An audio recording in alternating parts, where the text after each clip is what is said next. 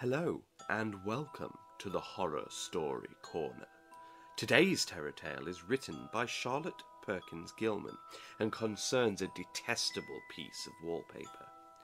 I believe it was Oscar Wilde, when reflecting upon the decor surrounding his deathbed, who stated, "My wallpaper and I are fighting a duel to the death. One or the other of us has to go." We shall see today how our protagonist fares against the yellow wallpaper. It is very seldom that mere ordinary people like John and myself secure ancestral halls for the summer. A colonial mansion, a hereditary estate, I would say a haunted house, and reach the height of romantic felicity. But that would be asking too much of fate. Still, I would proudly declare that there is something queer about it. Else, why should it be let so cheaply? And why have stood so long untenanted? John laughs at me, of course, but one expects that in a marriage. John is practical in the extreme. He has no patience with fate, an intense horror of superstition, and he scoffs openly at any talk of things not to be felt and seen and put down in figures.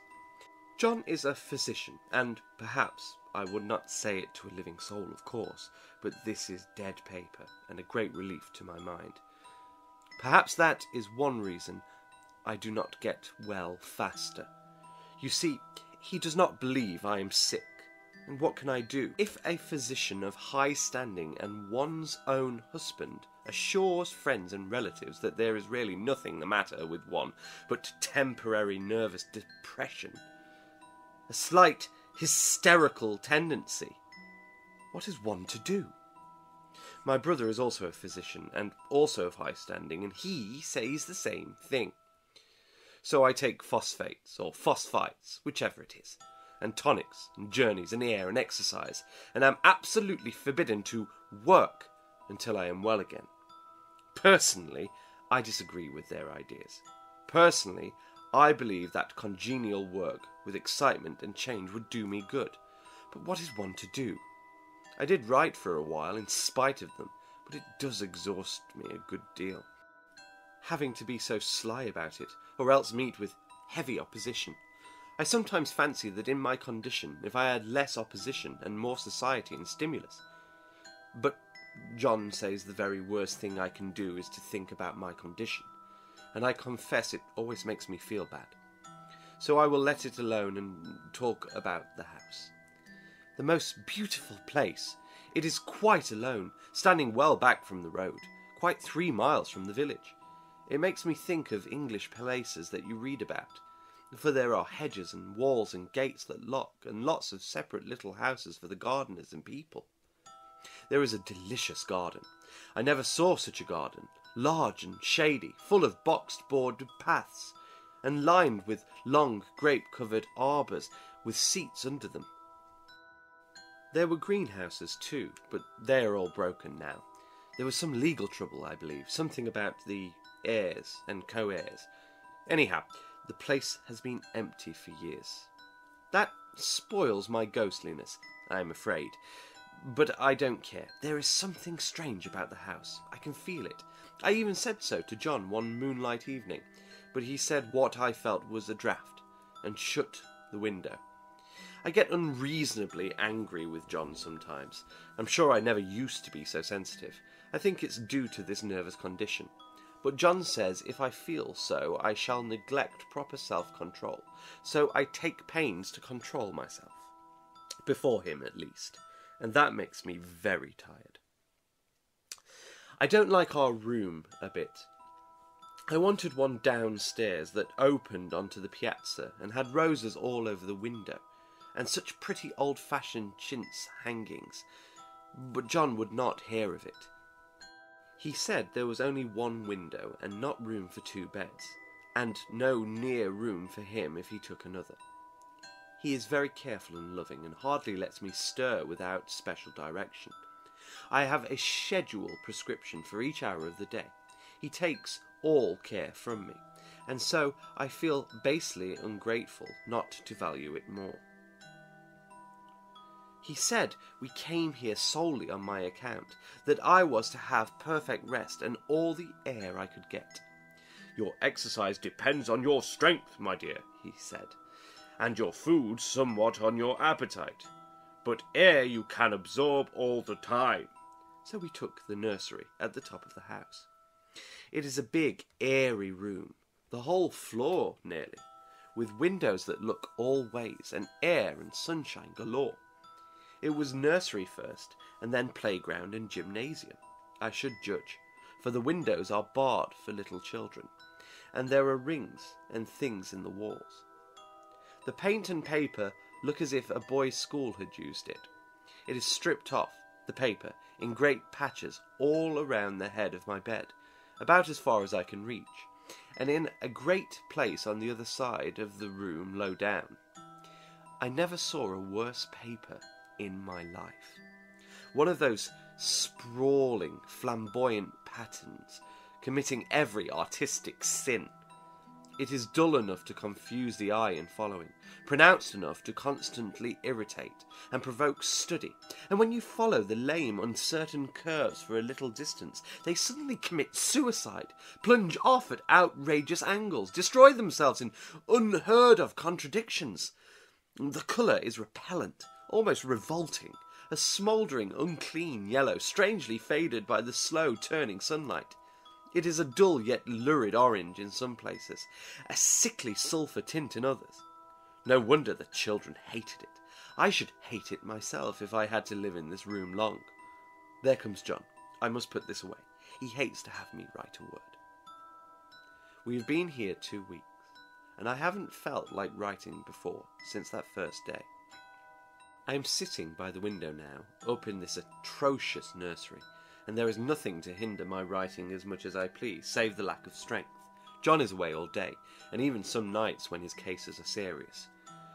I'm glad my case is not serious, but these nervous troubles are dreadfully depressing. John does not know how much I really suffer. He knows there is no reason to suffer, and that satisfies him. Of course, it's only nervousness. It does weigh on me, so not to do my duty in any way.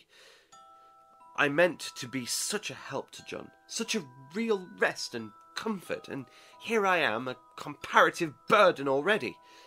Nobody would believe what an effort it is to do what little I am able, to dress and entertain and order things.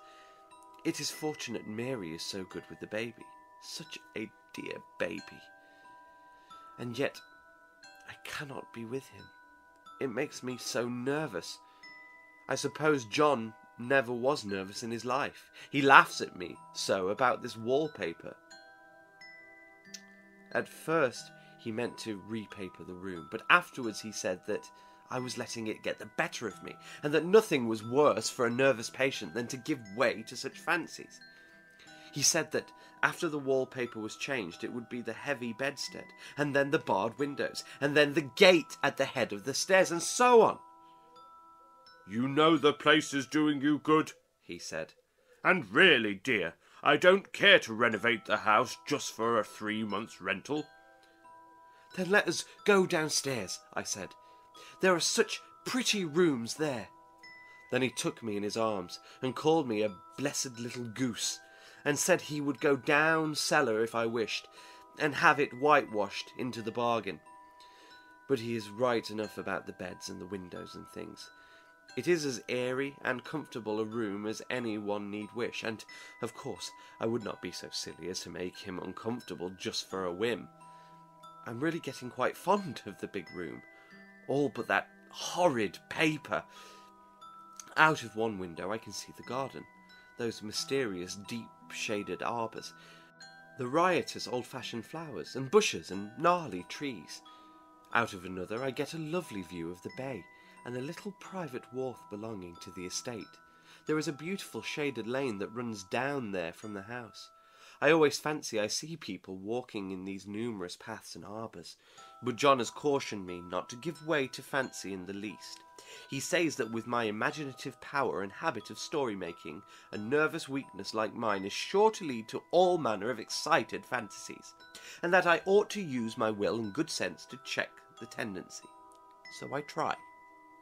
I think sometimes that if I were only well enough to write a little, it would relieve the press of ideas and rest me. But I find I get pretty tired when I try. It is so discouraging not to have any advice and companionship about my work.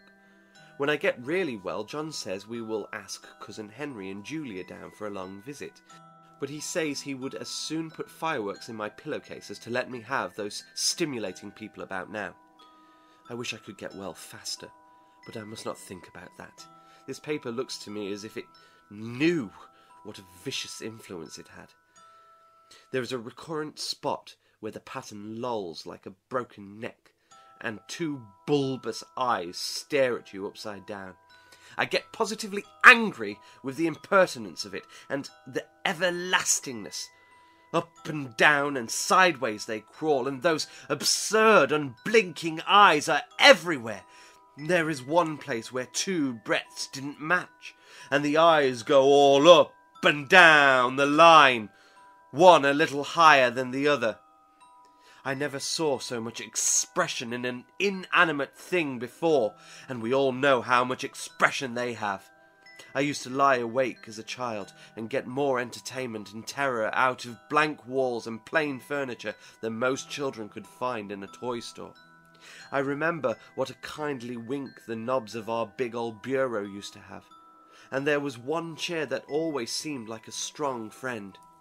I used to feel that if any of the other things looked too fierce, I could always hop into that chair and be safe. The furniture in this room is no worse than inharmonious, however, for we had to bring it all from downstairs. I suppose when this was used as a playroom, they had to take the nursery things out, and no wonder. I never saw such ravages as the children have made here. The wallpaper, as I said before, is torn off in spots, and it sticketh closer than a brother. They must have had perseverance as well as hatred. Then the floor is scratched and gouged and splintered. The plaster itself is dug out here and there, and this great heavy bed, which is all we found in the room, looks as if it had been through the wars. But I don't mind it a bit. Only the paper. There comes John's sister. Such a dear girl she is, and so careful of me. I must not let her find me writing. She is a perfect and enthusiastic housekeeper and hopes for no better profession. I verily believe she thinks it is the writing which made me sick.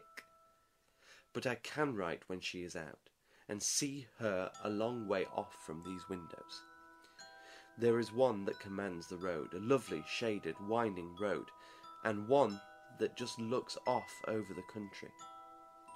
A lovely country, full of great elms and velvet meadows. This wallpaper has a kind of sub-pattern in a different shade, a particularly irritating one, for you can only see it in certain lights, and not clearly then. But in the places where it isn't faded, and where the sun is just so, I can see a strange, provoking, formless sort of figure that seems to sulk about behind that silly and conspicuous front design. There's Sister on the stairs. Well, the 4th of July is over. The people are gone, and I am tired out. John thought it might do me good to see a little company, so he just had Mother and Nellie and the children down for a week. Of course I didn't do a thing. Jenny sees to everything now, but it tired me all the same. John says if I don't pick up faster, he shall send me to Weir Mitchell in the fall. But I don't want to go there at all. I had a friend who was in his hands once, and she says he is just like John and my brother, only more so. Besides, it is such an undertaking to go so far. I don't feel as if it was worthwhile to turn my head over for anything, and I'm getting dreadfully fretful and querulous. I cry at nothing, and cry most of the time. Of course I don't when John is here, or anybody else, but when I'm all alone. And I am alone a good deal just now. John is kept in town very often by serious cases, and Jenny is good and lets me alone when I want her to. So I walk a little in the garden or down that lovely lane, sit on the porch under the roses, and lie down up here a good deal. I'm getting really fond of the room, in spite of the wallpaper. perhaps because of the wallpaper. It dwells in my mind so. I lie here on this great immovable bed. It is nailed down, I believe, and follow that pattern about by the hour. It is as good as gymnastics, I assure you. I start, we'll say, at the bottom, down in the corner, over there where it has not been touched, and I determine for 1,000th time that I will follow that pointless pattern to some sort of conclusion. I know a little of the principle of design, and I know this thing was not arranged on any laws of radiation or alternation or repetition or symmetry or anything else that I have ever heard of. It is repeated, of course, by the breaths, but not otherwise. Looked at in one way, each breath stands alone. The bloated curves and flourishes, a kind of debased Romanesque, with delirium tremens, go waddling up and down in isolated columns of fatuity. But on the other hand, they connect diagonally, and the sprawling outlines run off in great slanting waves of optic horror, like a lot of wallowing seaweeds in full chase. The whole thing goes horizontally too, at least it seems so, and I exhaust myself in trying to distinguish the order of its going in that direction. They have used a horizontal breath for a frieze, and that adds wonderfully to the confusion. There is one end of the room where it is almost intact, and there, when the cross lights fade and the low sun shines directly upon it, I can almost fancy a radiation after all. The interminable grotesques seem to form around a common centre and rush off in headlong plunges of equal distraction. It makes me tired to follow it. I will take a nap, I guess. I don't know why I should write this. I don't want to. I don't feel able, and I know John would think it absurd, but I must say what I feel, and think in some way. It is such a relief. But the effort is getting to be greater than the relief. Half the time now I am awfully lazy and lie down ever so much. John says I mustn't lose my strength, and has me take cod liver oil and lots of tonics and things, to say nothing of ale and wine and rare meat. Dear John, he loves me very dearly, and hates to have me sick. I tried to have a real earnest, reasonable talk with him the other day, and tell him how I wish he would let me go and make a visit to Cousin Henry and Julia, but he said I wasn't able to go, nor able to stand it after I got there, and I did not make out a very good case for myself, for I was crying before I had finished. It is getting to be a great effort for me to think straight, just this nervous weakness, I suppose, and dear John gathered me up in his arms and just carried me upstairs and laid me on the bed, and sat by me and read to me till it tired my head. He said I was his darling and his comfort and all he had, and that I must take care of myself for his sake and keep well. He says no one but myself can help me out of it, that I must make use of my will and self-control and not let any silly fancies run away with me. There's one comfort. The baby is well and happy, and does not have to occupy this nursery with the horrid wallpaper. If we had not used it, that blessed child would have. What a fortunate escape. Why, I wouldn't have a child of mine, an impressionable little thing, live in such a room for worlds. I have never thought of it before, but it is lucky that John kept me here after all. I can stand it so much easier than a baby, you see. Of course, I never mention it to them anymore. I'm too wise, but I keep watch of it all the same. There are things in that paper nobody knows but me, or ever will. Behind that outside pattern, the dim shapes get clearer every day. It's always the same shape, only very numerous. And it is like a woman stooping down and creeping about behind that pattern. I don't like it a bit. I wonder, I begin to think, I wish John would take me away from here. It's so hard to talk with John about my case, because he is so wise, and because he loves me so. But I tried it last night. It was moonlight. The moon shines in all around, just as the sun does. I hate to see it sometimes. It creeps so slowly, and always comes in by one window or another. John was asleep, and I hated to waken him. So I kept still and watched the moonlight on that undulating wallpaper till I felt creepy. The faint figure behind seemed to shake the pattern, just as if she wanted to get out. I got up softly and went to feel and see if the paper did move, and when I came back, John was awake. "What is it, little girl?" he said. "Don't go walking about like that. You'll get cold." I thought it was a good time to talk, so I told him that I really was not gaining here, and that I wished he would take me away. "Why, darling?" said he. "Our lease will be up in 3 weeks, and I can't see how to leave before. The repairs are not done at home, and I can't possibly leave town just now. Of course, if you were in any danger, I could and would, but you really are better, dear, whether you can see it or not. I'm a doctor, dear, and I know. You are gaining flesh and colour. Your appetite is better. I feel really much easier about you." "I don't weigh a bit more," said I, "nor as much, and my appetite may be better in the evening when you are here, but it is worse in the morning when you are away." "Bless her little heart," said he with a big hug.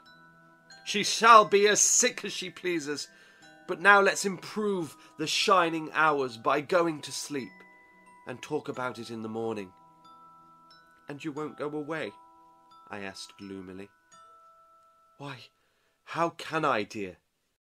It is only 3 weeks more, and then we will take a nice little trip on a few days while Jenny is getting the house ready. Really, dear, you are better." "Better in body, perhaps," I began, and stopped short, for he sat up straight and looked at me with such a stern, reproachful look that I could not say another word. "My darling," said he, "I beg of you, for my sake and for our child's sake, as well as for your own, that you will never, for one instant, let that idea enter your mind. There is nothing so dangerous, so fascinating to a temperament like yours. It is a false and foolish fancy. Can you not trust me as a physician when I tell you so?" So of course I said no more on that score, and we went to sleep before long. He thought I was asleep first, but I wasn't. I lay there for hours trying to decide whether that front pattern and the back pattern really did move together or separately. On a pattern like this, by daylight, there is a lack of sequence, a defiance of law that is a constant irritant to a normal mind. The colour is hideous enough, and unreliable enough, and infuriating enough, but the pattern is torturing. You think you have mastered it, but just as you get well underway in following, it turns a back somersault, and there you are. It slaps you in the face, knocks you down, and tramples upon you. It is like a bad dream. The outside pattern is a florid arabesque, reminding one of a fungus. If you can imagine a toadstool in joints, an interminable string of toadstools, budding and sprouting in endless convulsions, why, that is something like it. That is, sometimes. There is one marked peculiarity about this paper, a thing nobody seems to notice but myself, and that is that it changes as the light changes. When the sun shoots in through the east window, I always watch for that first long, straight ray. It changes so quickly that I never can quite believe it. That is why I watch it always. By moonlight, the moon shines in all night when there is a moon. I wouldn't know it was the same paper. At night, in any kind of light, in twilight, candlelight, lamplight, and worst of all, by moonlight, it becomes bars. The outside pattern, I mean, and the woman behind it is as plain as can be. I didn't realise for a long time what the thing was that showed behind, that dim sub-pattern, but now I am quite sure it is a woman. By daylight she is subdued, quiet. I fancy it is the pattern that keeps her so still. It is so puzzling. It keeps me quiet by the hour. I lie down ever so much now. John says it's good for me, and to sleep all I can. Indeed, he started the habit by making me lie down for an hour after each meal. It is a very bad habit, I am convinced, for you see, I don't sleep. And that cultivates deceit, for I don't tell him I'm awake. Oh, no. The fact is, I'm getting a little afraid of John. He seems very queer sometimes, and Even Jenny has an inexplicable look. It strikes me occasionally just as a scientific hypothesis that perhaps it is the paper. I have watched John when he did not know I was looking, and come into the room suddenly on the most innocent excuses, and I've caught him several times looking at the paper. And Jenny too. I caught Jenny with her hand on it once. She didn't know I was in the room, and when I asked her in a quiet, a very quiet voice, with the most restrained manner possible, what she was doing with the paper, she turned around as if she had been caught stealing, and looked quite angry. Asked me why I should frighten her so. Then she said that the paper stained everything it touched, that she had found yellow smooches on all my clothes and John's, and she wished we would be more careful. Did not that sound innocent? But I know she was studying the pattern, and I am determined that nobody shall find out but myself. Life is very much more exciting now than it used to be. You see, I have something more to expect, to look forward to watch. I really do eat better, and am more quiet than I was. John is so pleased to see me improve. He laughed a little the other day, and said I seemed to be flourishing in spite of my wallpaper. I turned it off with a laugh. I had no intention of telling him it was because of the wallpaper. He would make fun of me. He might even want to take me away. I don't want to leave now until I found it out. There is a week more, and I think that will be enough. I'm feeling ever so much better. I don't sleep much at night, for it is so interesting to watch developments, but I sleep a good deal in the daytime. In the daytime it is tiresome and perplexing. There are always new shoots on the fungus, and new shades of yellow all over it. I can't keep count of them, though I have tried conscientiously. It is the strangest yellow, that wallpaper. It makes me think of all the yellow things I ever saw. Not beautiful ones like buttercups, but old, foul, bad yellow things. But there is something else about that paper, the smell. I noticed it the moment we came into the room, but with so much air and sun, it was not bad. Now we have a week of fog and rain, and whether the windows are open or not, the smell is here. It creeps all over the house. I find it hovering in the dining room, skulking in the parlour, hiding in the hall, lying in wait for me on the stairs. It gets into my hair. Even when I go to ride, if I turn my head suddenly and surprise it, there is that smell. Such a peculiar odour too. I've spent hours in trying to analyse it, to find what it smelled like. It is not bad at first and very gentle, but quite the subtlest, most enduring odour I've ever met. In this damp weather it is awful. I wake up in the night and find it hanging over me. It used to disturb me at first. I thought seriously of burning the house to reach the smell, but now I'm used to it. The only thing I can think of that is like it is the colour of the paper. A yellow smell. There is a very funny mark on this wall, low down, near the mop board, a streak that runs round the room. It goes behind every piece of furniture except the bed, a long, straight, even smooch, as if it had been rubbed over and over. I wonder how it was done, and who did it, and what they did it for. Round and round and round, round and round and round. It makes me dizzy. I really have discovered something at last. Through watching so much at night, when it changes so, I have finally found out. The front pattern does move, and no wonder the woman behind shakes it.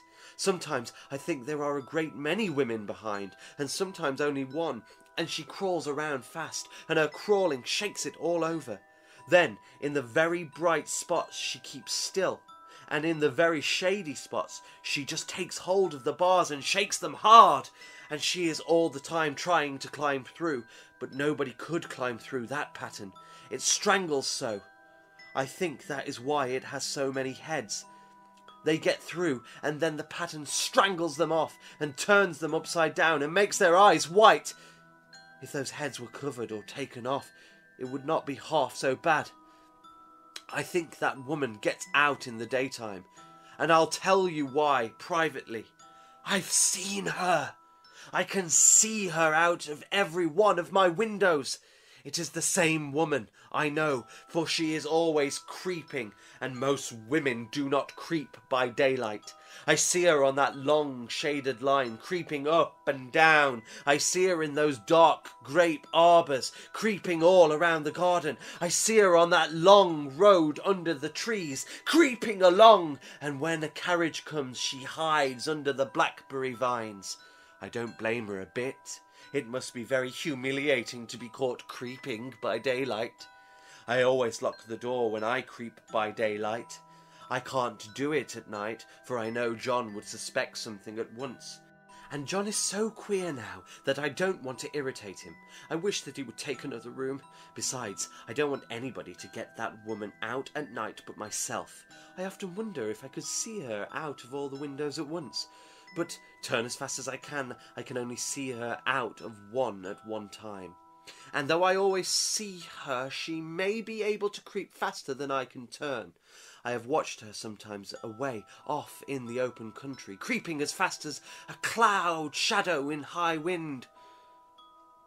If only that top pattern could be gotten off from the under one. I mean to try it little by little. I found out another funny thing, but I shan't tell it this time. It does not do to trust people too much. There are only 2 more days to get this paper off, and I believe John is beginning to notice. I don't like the look in his eyes, and I heard him ask Jenny a lot of professional questions about me. She had a very good report to give. She said I slept a good deal in the daytime. John knows I don't sleep very well at night. For all, I'm so quiet. He asked me all sorts of questions too, and pretended to be very loving and kind, as if I couldn't see through him. Still, I don't wonder he acts so, sleeping under this paper for 3 months. It only interests me, but I feel sure John and Jenny are secretly affected by it. Hurrah! This is the last day, but it is enough. John is to stay in town overnight, and won't be out until this evening. Jenny wanted to sleep with me, the sly thing, but I told her I should undoubtedly rest better for a night all alone. That was clever, for really I wasn't alone a bit.